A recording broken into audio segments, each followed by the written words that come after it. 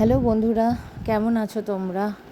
আজকে আমি চলে গেছিলাম আমাদের হাওড়া সাঁতরাগাছিতে রামরাজাতলায় রাম ঠাকুর দেখতে। অনেক দিনই যাব করছিলাম, যাওয়া হয়ে ওঠেনি আর। আজকে লাস্ট শুক্রবার, কালকে আর একটা দিন রাম ঠাকুর আছে, রবিবার ভাসান হয়ে যাবে।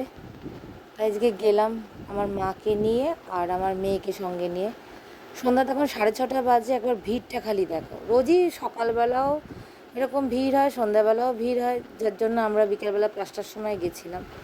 আমার মাকে, এই যে সাদা শাড়ি পরা যাকে দেখছো, সে আমার মা। তাকে তাকাতে বললাম, তাকালো না। এই যে রাম ঠাকুর দেখছো তোমরা, মানে রাম, লক্ষ্মণ, সীতা, তারপর নারায়ণ, ওই সাইডে শিব ঠাকুর আছে। ঠিক তার উল্টো দিকেই আমাদের যে রাম ঠাকুর, মানে অনেক বড় রথের মধ্যে একটা আটচালা মতন করে তাকে তৈরি করা হয়, থাকে। বছরে একবারই আসে।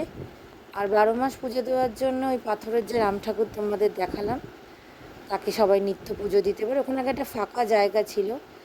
আর ঠিক রাম ঠাকুরের মন্দির, তার পাশেই বজরংবলীর একটা মূর্তি রাখা আছে, এখানে সবাই পুজো দেয়। আবার 12 মাস থাকে না, যেদিন যখন রাম ঠাকুর আসে তখনই এই বজরংবলীর মূর্তিও সঙ্গে আসে। আর এখানে পুজো দেওয়ার জন্য ফুলের ডালা সব কিছুই পাওয়া যায়।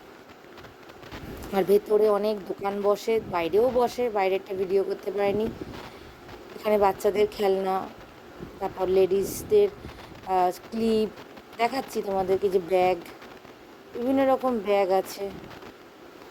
আর এই সাইডটাতে এই যে রাম ঠাকুরের যে মন্দিরটা, এটা হচ্ছে সব সাজার জিনিস এখানে বিক্রি হয়।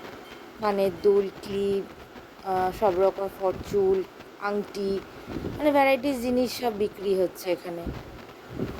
ওই যে আমার মা ক্লিপ দেখছে, কিন্তু পছন্দ তার হচ্ছে না, এত রং বেরঙের ক্লিপ, মানে ভেবে উঠতে পারছে না যে কোনটা ছেড়ে কোনটা নেবে।